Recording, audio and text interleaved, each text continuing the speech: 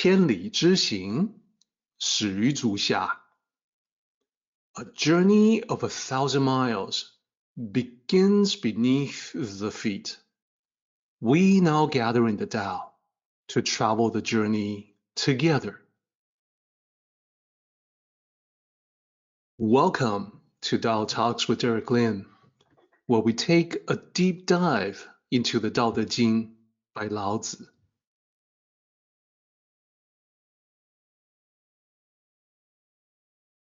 I would like to extend a warm welcome to you.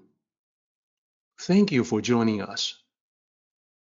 I would like to invite you to center your thoughts and direct your attention to this moment in time, to the here and now, to be fully present and mindfully aware as we all ready ourselves for this sacred process in the Tao with one another. Now, without further ado, let us get back into Tao Te Ching 18.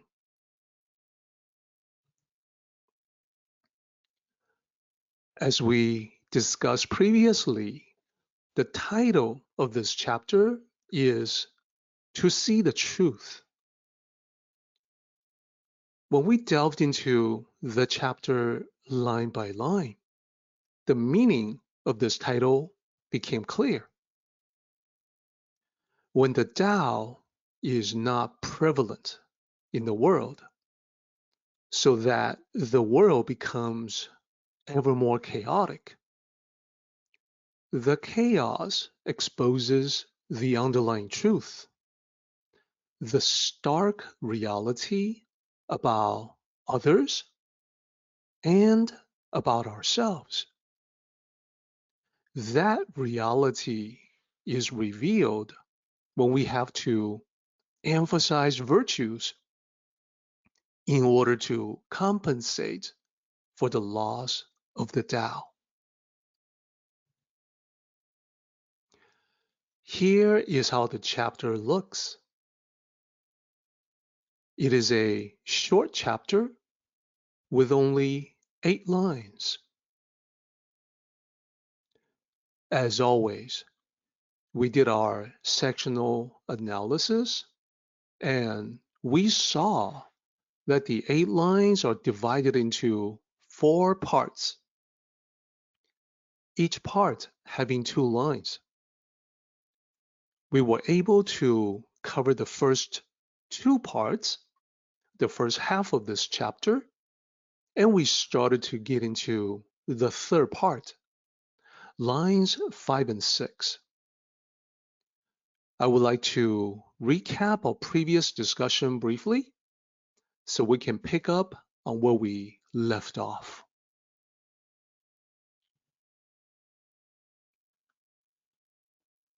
Right off the bat, Lao Tzu addressed the state of the world. He wrote, "The gray Tao fades away." This reflected the time that he lived during the Warring Stage period, when his world, without question, descended into the chaos of warfare and strife. At that time, as you would expect, people did their best to survive. So the teachings of the Tao were set aside in that survival struggle. When the Tao is prevalent in the world, kindness and fairness are natural. When the Tao is forgotten, it becomes necessary to emphasize such virtues.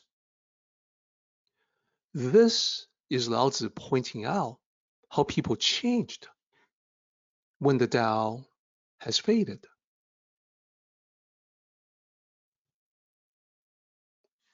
Then, Lao Tzu talks about how human beings interact when the Tao is no longer prominent in the world. our mini summary for what Lao Tzu expressed, encapsulated in the blue lines. When the Tao is prevalent, human intelligence manifests as wisdom. When the Tao is forgotten, intelligence manifests as shrewdness. So quite a difference between the then and now. Basically, Lao Tzu is saying there is increasing contention so that people will resort to deception, using their intelligence for trickery rather than for the greater good.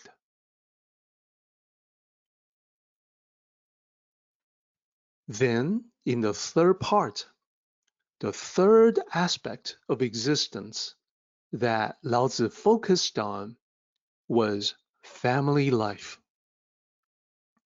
When the Tao is prevalent, there is a natural harmony within the family. When the Tao is forgotten, there is more and more discord in the home. So the idea is easy to grasp. The stress and tension of the world in general affects relationships within one's home. The lack of harmony externally begins to manifest as the lack of harmony internally within one's family.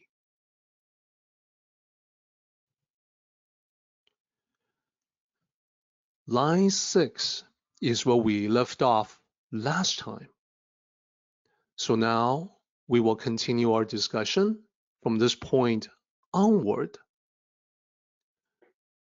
I want to start by focusing on xiao, filial piety. The term simply means being a good son or daughter who treats parents with love and respect. It is an integral part of Chinese culture that is actually the most emphasized virtue of all.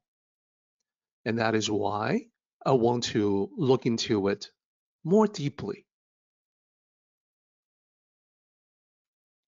Here in this slide, you'll see xiao, filial piety. So both the Chinese and English. As we talked about in the previous slide, the essence of filial piety is about respect and reverence. In addition to respecting one's elders, the concept of xiao also includes reverence for one's ancestors. Now, that's how it is in the East in general. In the West, we certainly do see that many people, create good relationships with their parents, and we see that as a positive thing.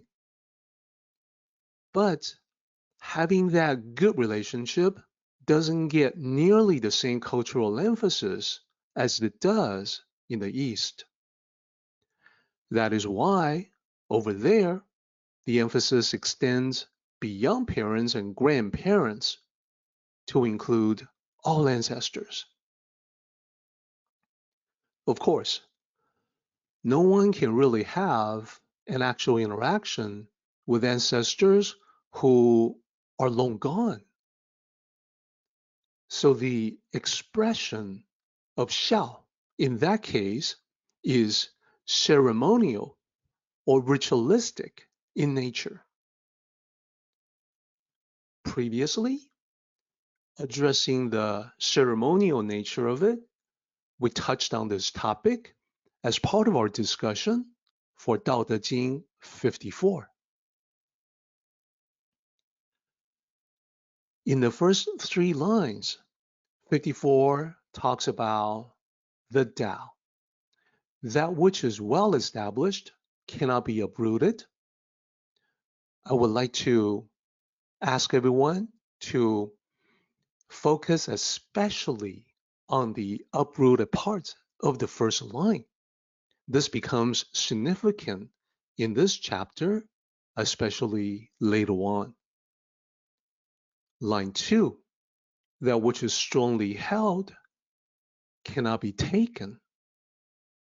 Line 3, the descendants will commemorate this, commemorate it forever.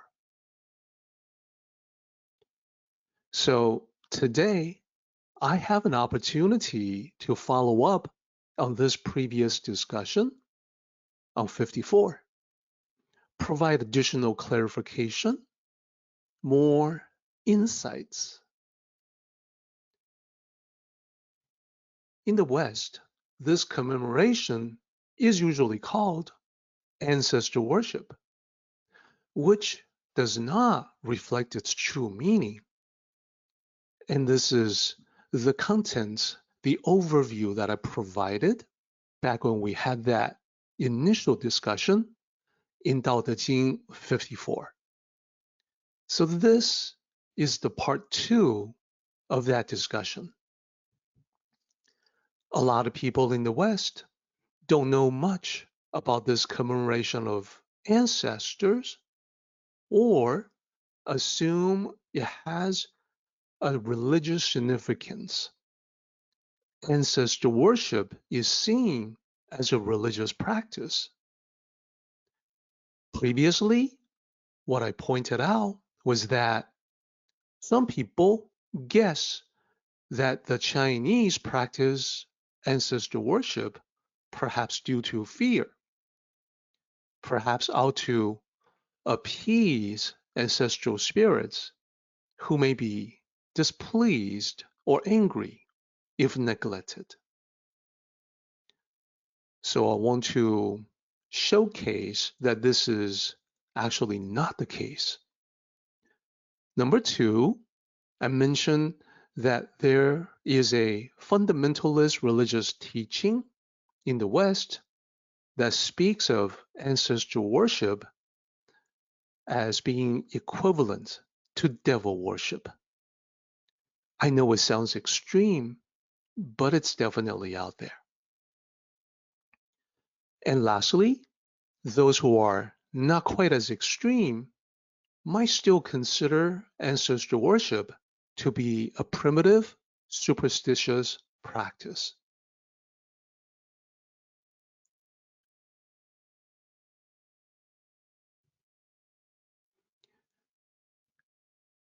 In the earlier discussion, I mentioned this prominent expression, 饮水思源. This time, I want to show the characters, break them down, and take you through the steps in the reasoning process and the application of its meaning. This is what I meant by going into greater depth and providing additional details and insights. So when you look at the breakdown of these 4 characters, drink water, think source, that is already a pretty good translation as it is. And the meaning, as I talked about before, is that when you drink water, think of the source. The saying applies to both filial piety toward one's parents or grandparents, one's elders, and ancestor worship. It applies to both of those concepts.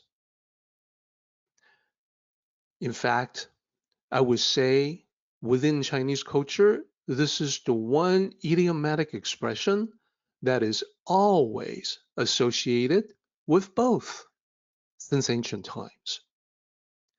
Dynasties may come and go, but this expression has remained constant through all that. It's always remained the same. And that sort of underlines the cultural significance. So let me talk about the steps of the meaning.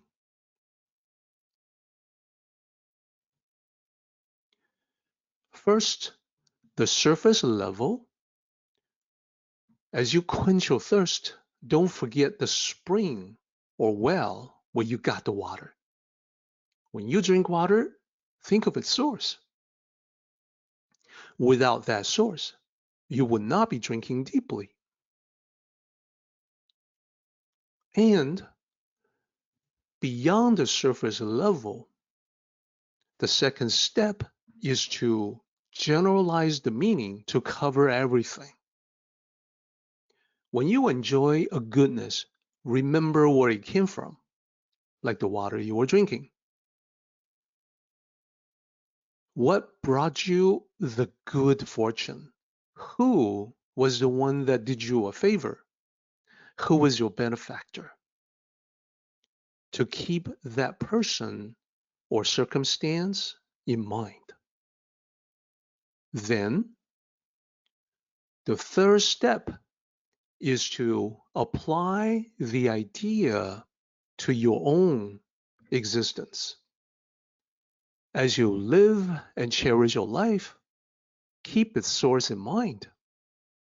And what is the source of your life? Of course, it is your parents who are the source. Before them, the grandparents are the source of your parents. Then, great grandparents, and so on, to include all of your ancestors. It's just the basic idea that one should never take one's own existence for granted. Without your ancestors, you would not be here. You would not be around. You would not exist. If they hadn't lived and survived, it's a good thing that they did, or you would not have your life. So just as you cherish it, your life, it makes sense that you should cherish them. They're the ones who paved the way.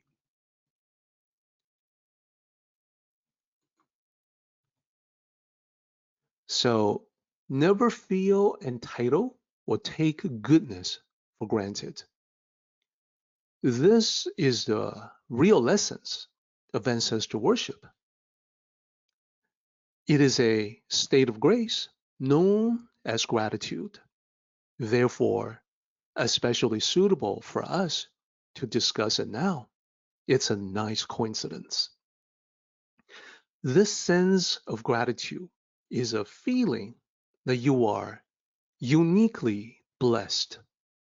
You are the last link in an unimaginably long chain of human beings stretching all the way back to the genesis of humanity, and before that, the genesis of life itself.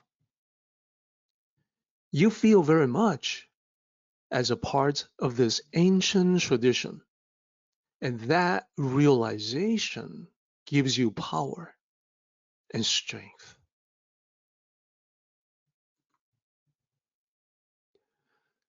So anchor your thoughts to appreciation and reciprocation. In this regard, so-called ancestor worship is not necessarily a superstitious practice, because one does not need to believe in the existence of ghosts or spiritual beings to feel a sense of gratitude and appreciation. Likewise, when you express that gratitude and appreciation through some sort of ceremonial ritual, it doesn't have to be an endorsement of the supernatural. So we can see it has nothing to do with fear, because it is actually sourced in gratitude and appreciation. And I would actually point to that as the highest level of human emotions. And Of course, now it is clear the so-called ancestor worship has nothing to do with devil worship.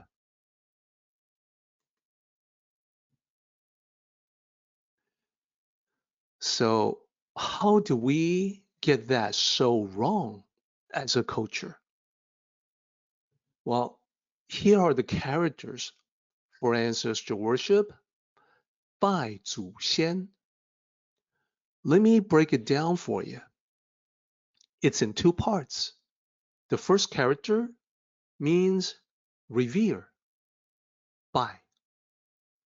The second and third characters together, 祖先, they mean ancestors. So the mistranslation of this expression ends up as cultural misunderstanding because in a religious context, 拜, the first character, means worship. So straightforward translation of that seems to be what results in what we call ancestor worship. Just like it is with the Tao Te Ching itself. Mistranslation leads to misunderstanding. And I have said many times before that the vast majority of Tao Te Ching translations out there in the West contain outright mistakes, mistranslation from the slight errors to egregious. But that's okay. We are together to set the record straight. Back to filial piety and 拜祖先. 拜, the first character in this context, does not actually mean worship at all. It actually means pay respect. So knowing that, I think in the West, we don't necessarily need to have a tough time understanding this concept. Now that we see the connotation of the word worship is primarily religious, with implications of deities and supplicants.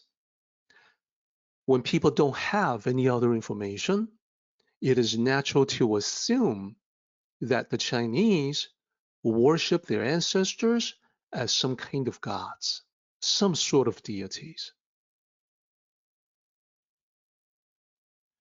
In reality, the ritual is a communion.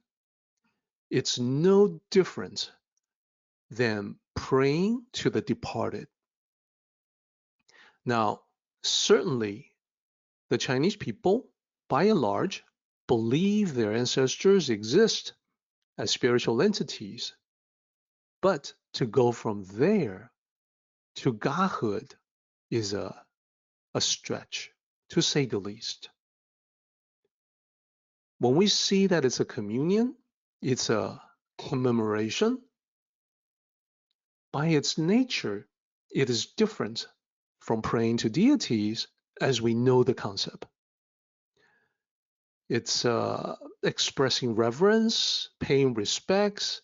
These would all be closer to the context than the translation worship.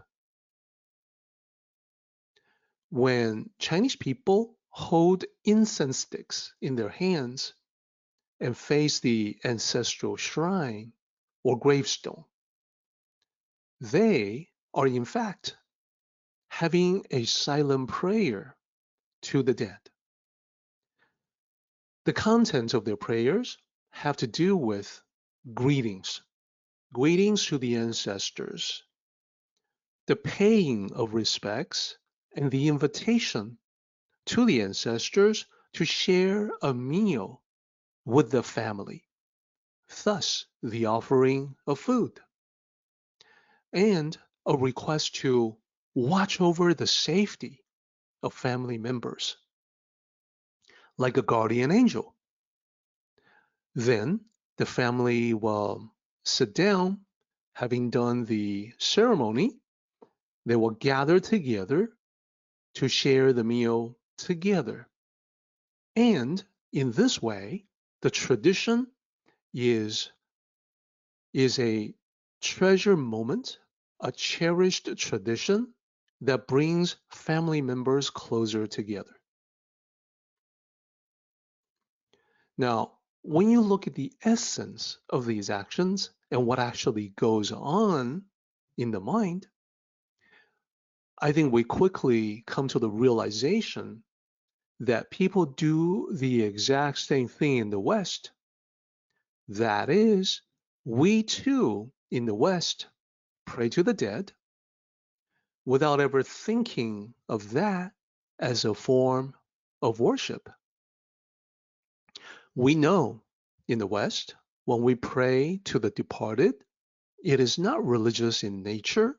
It's different from praying to God or Jesus because you would not be asking the dear departed for forgiveness of your sins. There's no request for the dear departed to give you strength in the battle of good versus evil. As I mentioned, it is much more like a prayer to a guardian angel rather than a deity.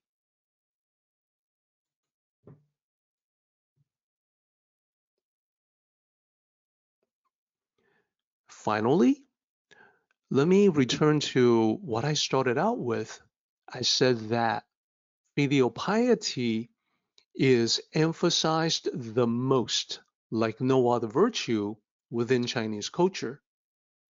This is the expression for that. 百善孝为先. Let me break down the characters for you. The first character means 100.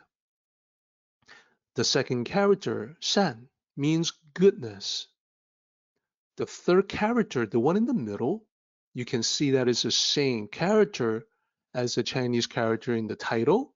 It means filial piety. And then we have a character for is. And the last character is foremost. So if you string that together, you get 100 goodnesses. Filial piety is foremost. You kind of can see the meaning. Here's the expanded version of that. Out of all the virtues, being a good son or daughter with love and respect for the parents is first and foremost. Why do they say that? It is because 孝 is the most basic manifestation of gratitude. Therefore, people who are good to their parents, people who treat their elders with love and respect, they must fundamentally have a positive nature. They are likely the ones who appreciate a goodness done to them. They're likely to not take it for granted. So they will naturally, at some point, either reciprocate the goodness or pay it forward to benefit even more people. So you can tell if you want to judge the character of a person, a good way to start is to notice how they treat their parents. If that relationship is good, then chances are the person is fundamentally a good person. And let me also pause and mention that when we look at the world, a lot of times it can be rather tricky to figure out who are the good and the bad people. So this can serve as a rule of thumb for a quick assessment, should you have the opportunity to see that interaction. Other ways to judge people's character may be how they treat the people who serve them, like the waiter or waitress. Those who are arrogant and dismissive may not have the positive nature that we're looking for. Now, let me pivot to the perspective provided by Lao Tzu. On the face of it, it seems like it's a very positive thing to emphasize filial piety as a virtue. But then in this chapter, what Lao Tzu says is that it's only because the Tao is no longer prevalent in the world, the Tao has faded, that you have to emphasize. Having to remind or emphasize, it just means that naturalness has been lost. That love in the family is no longer there naturally. It no longer flows naturally, spontaneously, without prompting. And Confucianism has been a very strong proponent of filial piety throughout the thousands of years of Chinese history. And this makes sense when we examine the origin of Confucius. He too lived through the Warring Stage period, when the ancient land of China was full of chaos and warfare. This absolutely made it necessary for him to advocate the emphasis for the family as one of the ways to bring back unity, peace, and order. But Lao Tzu is reminding us that, well, if it is a forced virtue, it is not effortless. It requires effort. People have to work at it. And if it is not coming from the heart, it will not be genuine. The result can be pretentious and artificial. The feeling not coming from the heart will simply not be authentic. And in fact, the more you force it, the less authentic it becomes. So the reminder from Lao Tzu basically says that family love should be natural, and it is already part of the Tao. So a family that is in tune with the Tao will naturally draw closer together. They don't need any reminders at all. And now, back to the lines written by Lao Tzu.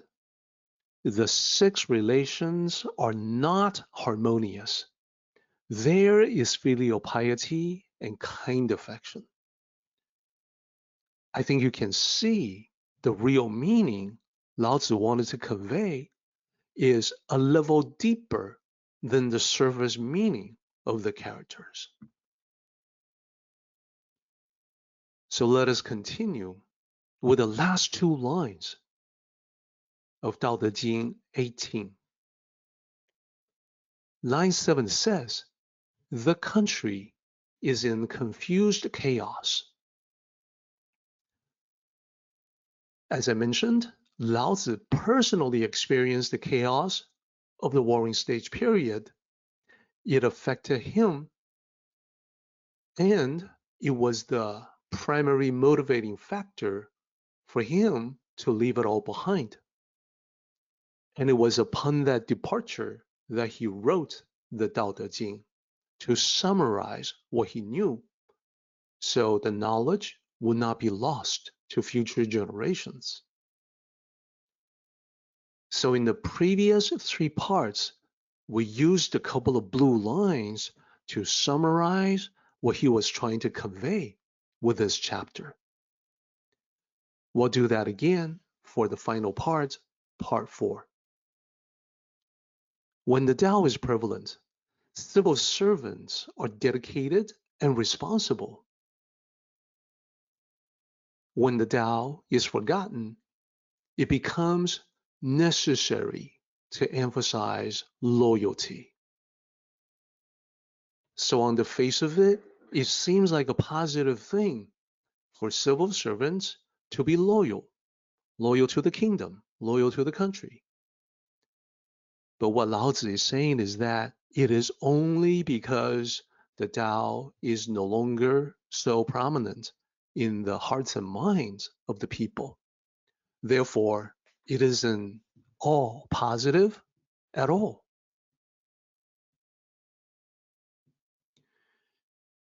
Now, when we study the Tao Te Ching, we always want to reflect on us.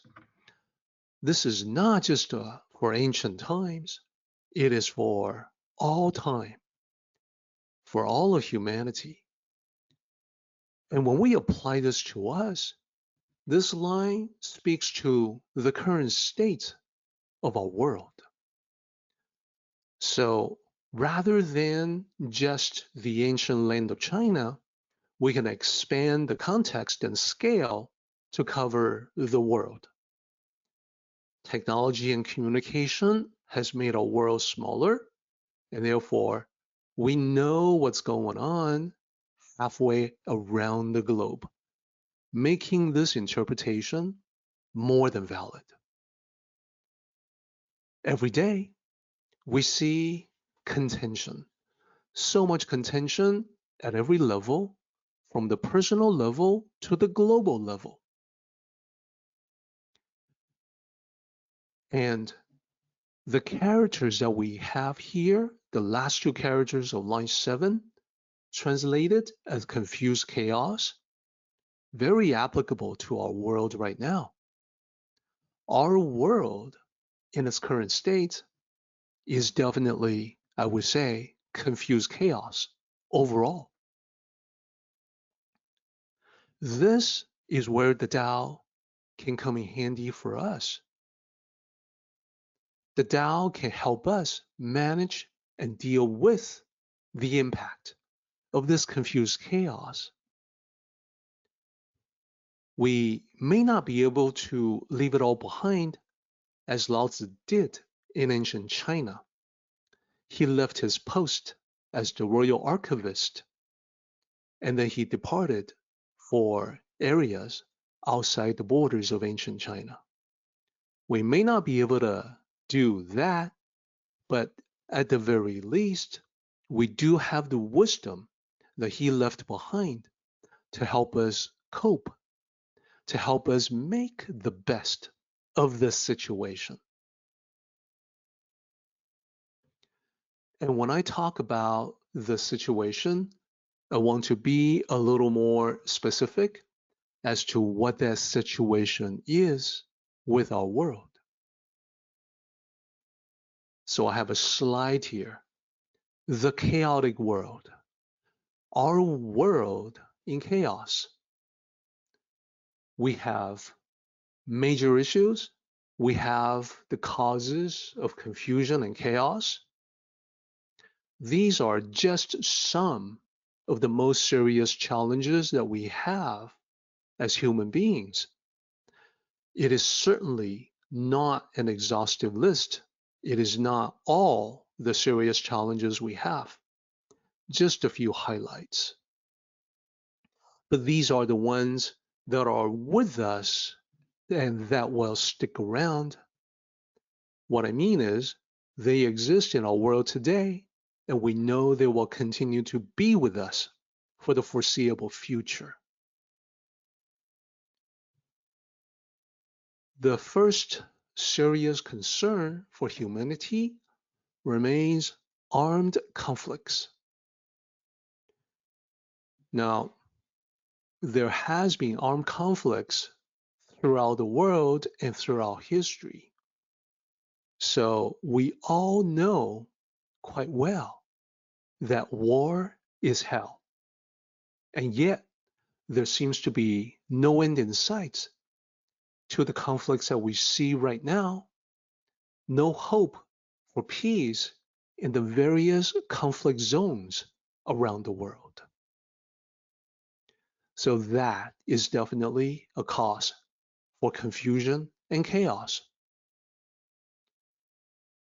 So aside from that, even for the people who are fortunate to live far away from the conflict zones around the world, there are still other serious issues to contend with.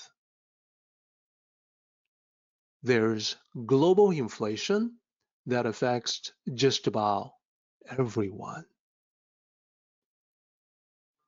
The world economy is still recovering from pandemic-related supply chain issues that impacted every country. And we don't know how long it will take for the recovery to be completed. We also don't know if there will be other issues that are coming up that will continue economic issues for everyday human beings who may not be in a conflict zone with humans suffering on a massive scale, but still must struggle to live on a day-to-day basis. Some, the worst off of us, suffer from the next serious issue, extreme poverty. And this is certainly by no means trivial. An estimated 700 million people worldwide are suffering from extreme poverty and hunger. So they may or may not be in a war zone, but they are still encountering these challenges that create human misery also on a massive scale. Lastly, and much more long-term, there's the climate change, something that used to be denied vigorously, but not as much anymore because we can all see it. We can all experience and feel it. Weather changes become much more extreme than centuries past. It is literally an existential threat to humanity. Sea levels rising because sea ice loss, intense heat waves, rising temperatures, stronger hurricanes, in some cases far stronger than before, all having been predicted by scientists. So whatever we can do to help that problem, and there are certainly efforts in that direction, these are still issues causing confusion and chaos in our world. And they in turn generate their own repercussions. We go to the last line of this chapter. Line 8 says, there are loyal ministers. Following the previous line, when the country is in a state of confused chaos, loyal ministers emerge. Now, this is addressing human nature. Lao Tzu understands that in times of uncertainty, human nature moves toward certainty. This is because uncertainty is the unknown. It is unsettling. It is uncomfortable. Therefore, there's a compensation mechanism. People compensate for the discomfort by gravitating toward greater certainty in order to reduce fear and doubt. This is a mental compensation, and it's tilted toward a more black and white thinking.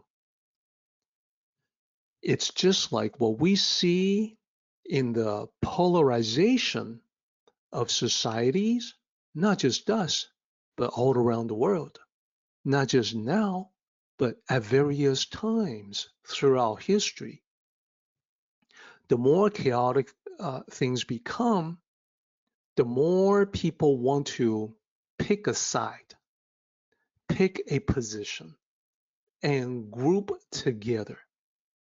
It becomes much more tribal, much more us versus them, much more you are either with us or against us. Now, rational human beings understand the world is not black and white. The world is much more shades of gray. But when the world is chaotic, people don't want the gray shades. They want to either be one side or the other side. This is the underlying psychological mechanism to what we're talking about. When we apply this idea in ancient times to the time of Lao Tzu, it is in the context of the kingdom. For an ancient ruler, it means a stark us versus them approach, either allies or enemies, no in between. And therefore, the question of loyalty assumes a much higher level of importance. The king, the ruler, feels this urgent need to know for sure who the loyal ministers are. He wants to know about the people around him. Now, this is what happens when the Tao is forgotten in the world. Remember, when the Tao is prevalent, you already know everyone in your team is pulling in the same direction. When the Tao is forgotten, you don't have that certainty at all.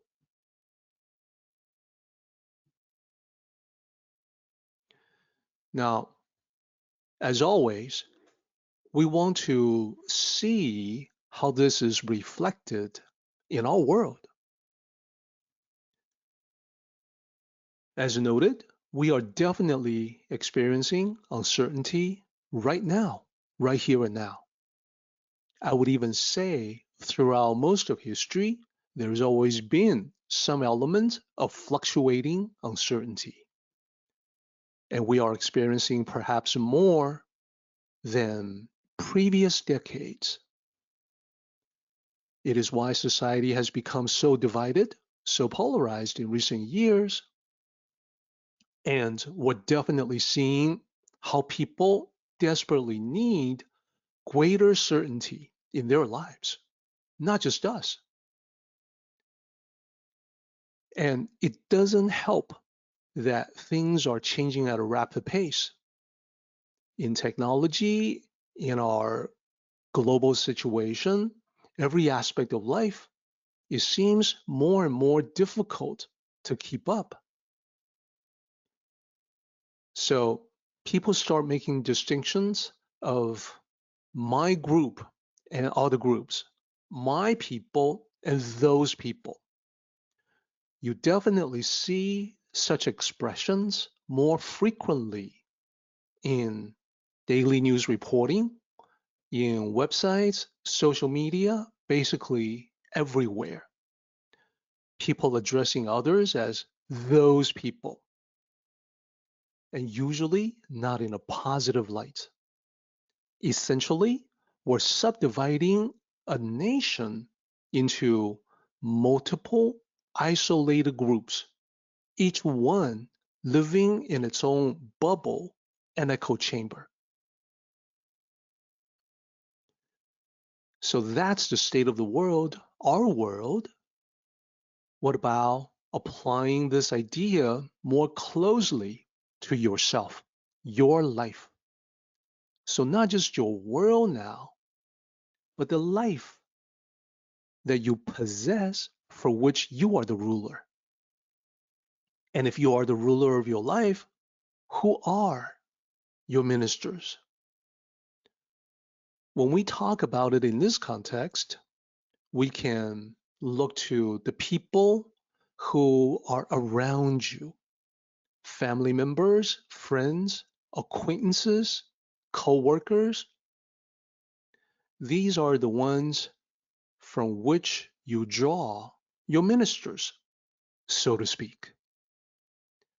Among them, among your ministers, friends, loved ones, family members, who are the ones that you can count on? Who are the loyal ministers in your life? Are these people able to help you reduce the chaos that you are experiencing? And conversely, are you able to use the Tao to help them, your ministers, reduce the chaos in their lives? Remember, they are the protagonists in their own stories. They're the leading characters in their own tales. So these are the questions that surface when you apply this concept from Lao Tzu to yourself, covering your world and your life.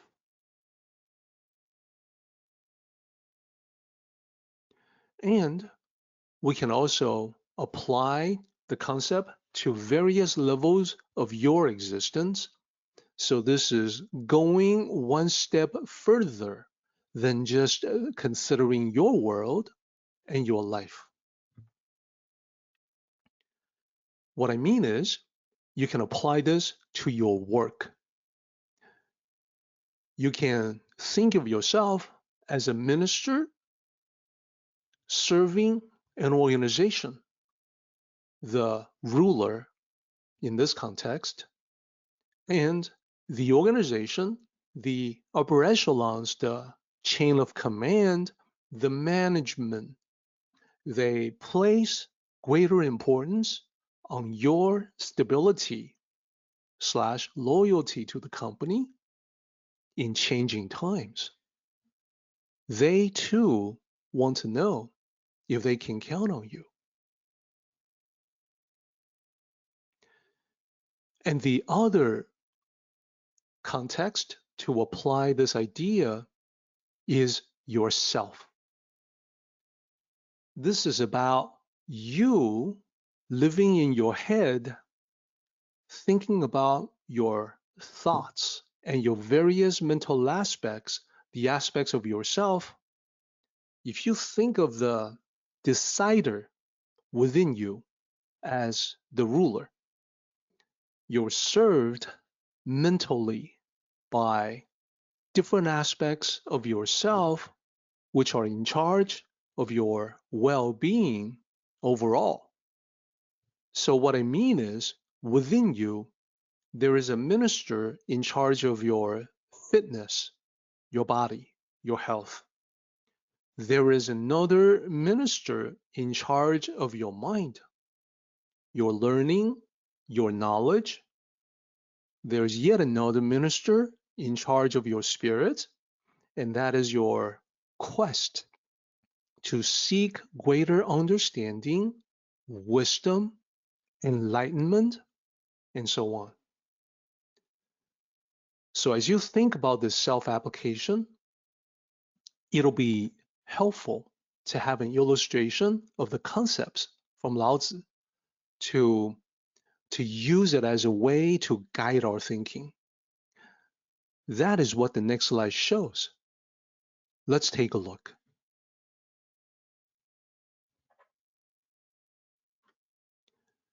So first, let me say that even though Lao Tzu wrote Dao De Jing 2,500 years ago, his wisdom was such that he wrote about the eternally true, Tao principles that withstood the test of time, and human nature that has remained the same through thousands of years.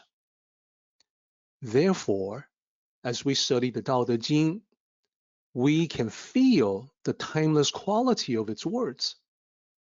We marvel at how applicable they are to us. Lao Tzu could be talking about the world he knew during the warring stage period of ancient China, but as we read the words that he wrote, we recognize them as being very much about our world as well. Therefore, we start out this diagram with us in the middle of this illustration. In the middle, this is you and me, all of us living in this world. And what we know is that the great Tao fades away. When Lao Tzu says that, we can identify with it because we can break it down into East and West. In the East, the Tao has gone through many cycles of being well known and being forgotten. In the West, the Tao has always been faded in the sense that it has been virtually unknown for centuries, the teachings of Lao Tzu. Nevertheless, many people in the West lived according to a natural goodness that is congruent with the Tao, without knowing that it's the Tao or calling it the Tao. But certainly we know this has not consistently been the case. So this means in our world, when the Tao is in such an unknown state, we find it necessary to emphasize virtues toward people that we interact with them. And there are two parts to it, 仁, yi. First part, be benevolent, be kind to strangers, be considerate of others. Yi, be just, be fair-minded, be fair in your dealings, be egalitarian to all, treating everyone the same. So this is the way we interact with other people, and therefore the arrow from us to them and also from them to us. Interactions are a two-way street. Then we have to cover another concept that Lao Tzu has given us. When the Tao is no longer prevalent, human intelligence is used not to create benefits for all, but for deceptions that enrich the self. Great deception. Well, this certainly applies to our world today. Fraud and scams. From the email inbox to the daily news updates, reports about data breaches, we see numerous attempts by scammers to trick people, to deceive them, to take from them. So in this graph, I depict fraud and scam as an attack from below to symbolize the criminal underground, representing the lowest level that human beings can sink to. Whereas when we interact with other people, it is at the same level and so on the horizontal axis. So what else? Lao Tzu also points out that the lack of Tao affects us with our family.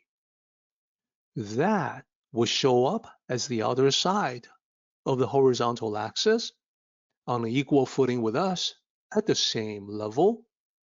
There we have 孝, 慈. First one, filial piety. That is from the children to the elders.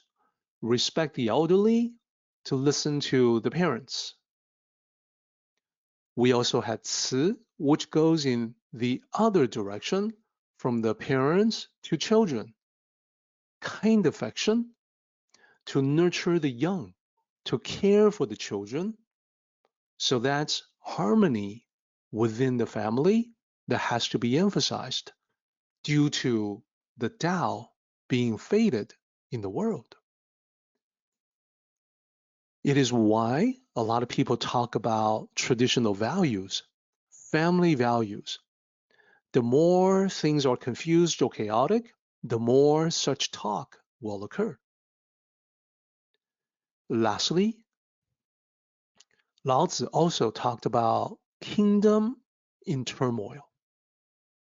There is confused chaos, which, as I said, we can apply this to the larger scale of our modern lives. It's about the world in turmoil. Unfortunately, quite true for you and me in this day and age. So when there's such uncertainty in the world, the value of loyalty and steadfast stability are appreciated more than ever. In other words, can you be counted on to do your part in the organizational structure where you are? And keep in mind that I'm using the term organizational hierarchy as a generic term, because even if you are not working at a company somewhere, there can be other organizational hierarchies that you belong to.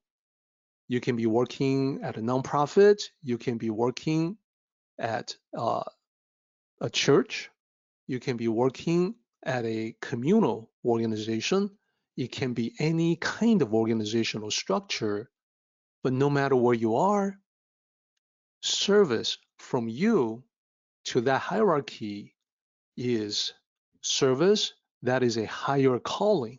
Therefore, I place it above in the vertical axis. This illustrates the flow of the thinking by Lao Tzu, one step at a time.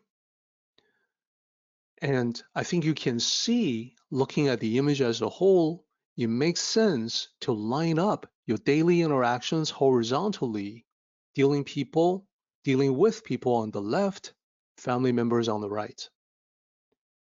Fraud and scam coming from below, these are lowly attacks from lowly human beings, perhaps the most despicable human motivations that we can identify. Then above you, your contribution in any group setting could be your work, your neighborhood, whatever that case may be, depicted as being of service to a higher calling.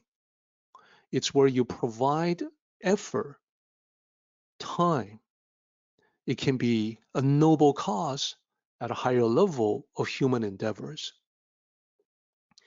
So this is definitely one way to visualize the chapter 18, and it can make the concepts easier to grasp. But there is yet another way to illustrate the ideas from Lao Tzu. By understanding what Lao Tzu was striving at, you can also see how it looks if we pivot from this overview for all of us to a perspective with you in the center, where you interact with the world in expanding circles of influence. The next slide will show you what I mean by that.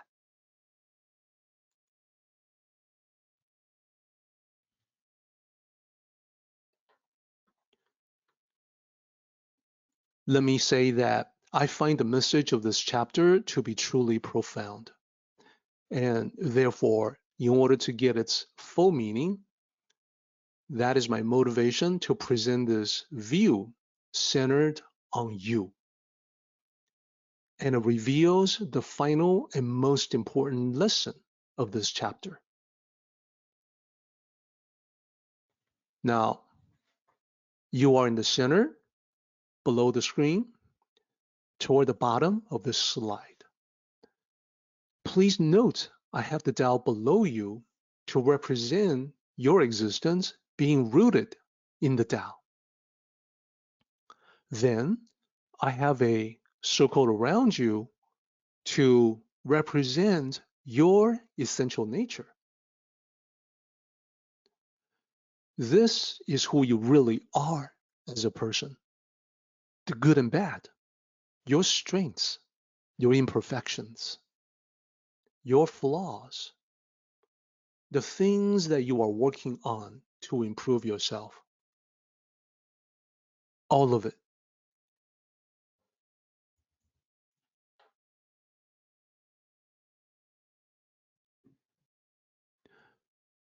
Now, right outside the circle that is your essence, I have your family. The people who are closest to you in this world. This can certainly include your friends, who many of them can feel closer than family. And outside of that circle, I have a larger circle representing the external world. It is the world at large. As we have noted, the Tao has faded in our world. In our metaphoric language, we would say the storm has come, plunging the world into chaos and bringing the powerful wind that will do its best to uproot the tree. The chaos in the world, the powerful winds of fate, it will be doing its best to reveal your true character. It is what we would call the times of adversity. In times of adversity, one question to ask, one true nature to reveal would be, is there kindness and honor in your essence? When times are bad, how well or poorly will you treat your fellow human beings? And what about your family? When there is so much disharmony all around us, can you hold on to your home as a haven of harmony? And what about the external world? When there's so much deception all around us, can you guard against all the manipulation and misinformation? And finally, going back to your essential nature, when there's so much uncertainty in the world, is there loyalty and dedication in your character? Can other people count on you? Can family members, friends, co-workers, neighbors, even total strangers? Can anyone count on you? So these are the important questions that Lao Tzu has raised. They become apparent when we view it from a self-centric context like this. It is still talking about the same ideas presented by Lao Tzu, but just looked at in a different way.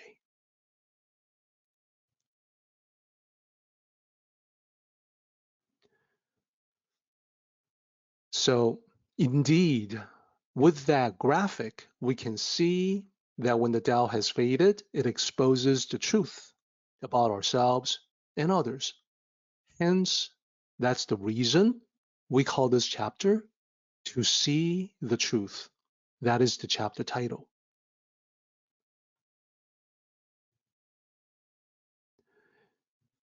It is only when the Tao has faded that we begin to see the truth about others and ourselves. I wanted to put this here as a bullet point because it deserves that emphasis. Chaotic times essentially become a test of character. testing you in your essential nature, your home, and your interactions with the world at large. So you can see why the illustration in the previous slide depicted those expanding circles. For the most profound and clearest understanding of this chapter, I turn to one of the teachers I learned from, Grandmaster Chen De-yang. He used a metaphor, a vivid mental image of a tree swaying in a hurricane, looking like a maybe uprooted any minute. It is only when the storm comes that we begin to see the truth of how well a tree has been planted. Everything was fine when the weather was good. It is only when the storm comes that we see the reality of the situation. So the powerful winds are the test. Specifically, the winds are testing the depth and strength of the tree's roots. Storm is a fitting description for our world today. I think as we look around, you and I definitely see chaos and confusion everywhere. We can see the Tao is not prominent in our world, so we are the trees. We are experiencing the winds of fate. And we can understand the reasoning behind this chapter. The bottom line is, we all have to weather the storm. The Tao being no longer prevalent in the world and has not been prevalent for a long time. Sometimes you and I can feel the hurricane winds threaten to break us or uproot us when things are particularly horrible. This test can occur in any aspect of life. It can happen when you interact with people in society, when you try to build harmonious relationship at home, and everywhere in between. The way that things are today makes everything more difficult. And that is why we have to apply what we have learned in the Tao. When the going gets tough, the question to ask ourselves is, how strong are our roots in the Tao? And now we can see the full meaning of Lao Tzu when he began this chapter with these two lines. The great Tao fades away, there is benevolence in justice. You and I are the trees. This concludes our discussion of Tao Te Ching 18. Now, I think we are ready for the paraphrase.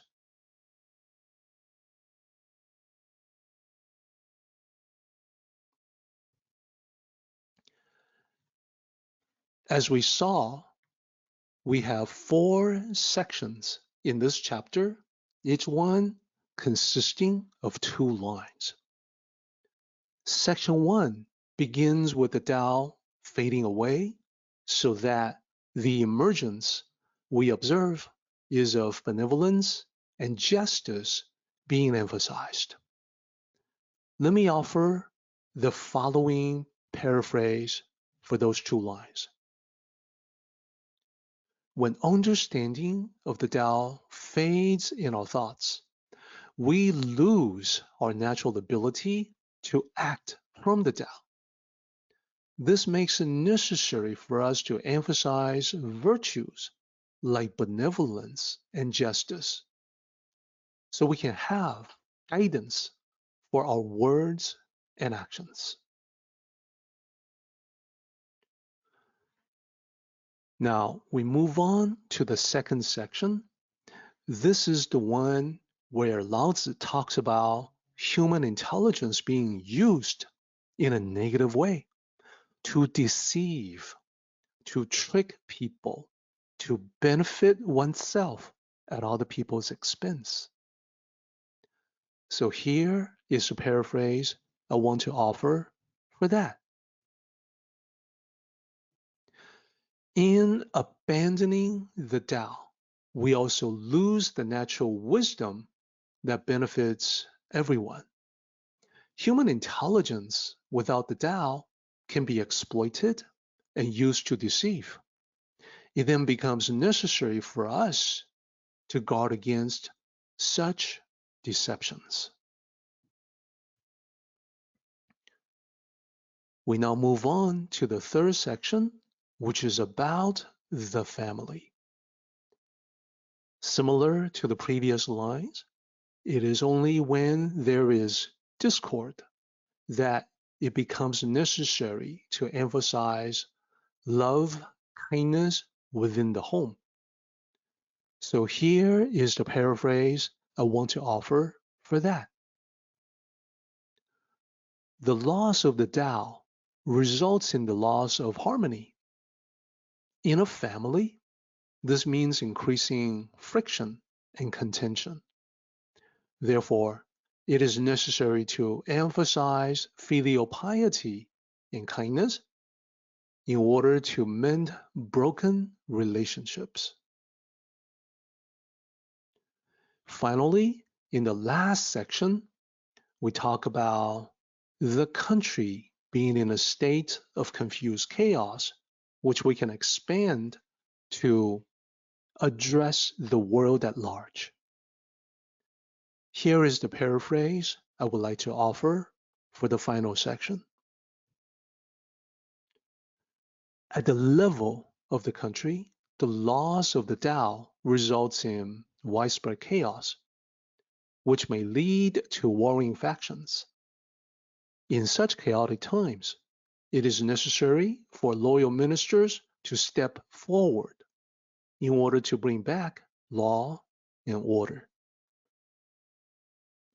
So that is the paraphrase of the original.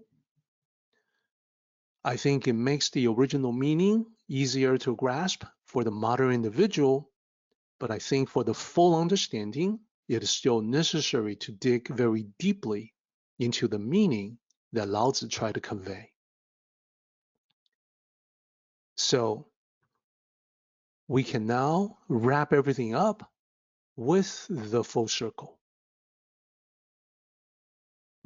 In the last line of Tao Te Ching 18, Lao Tzu talks about the emergence of loyal ministers when there is chaos in the kingdom. We link this back to the beginning and see Lao Tzu describing the Tao has faded away. So the message is clear. When we have the Tao, everything flows. When we lack the Tao, we must step up as loyal ministers and do what we can to bring back the Tao, or perhaps a better way to say it is to return to the Tao. It is the challenge. Can we emerge as the loyal ministers? So the message I find is particularly relevant to us today. We're not only being tested, we're also being called. So I want to leave this chapter by noting the final two lines. The country is in confused chaos. There are loyal ministers. And the context is unmistakable. Can we be the loyal ministers?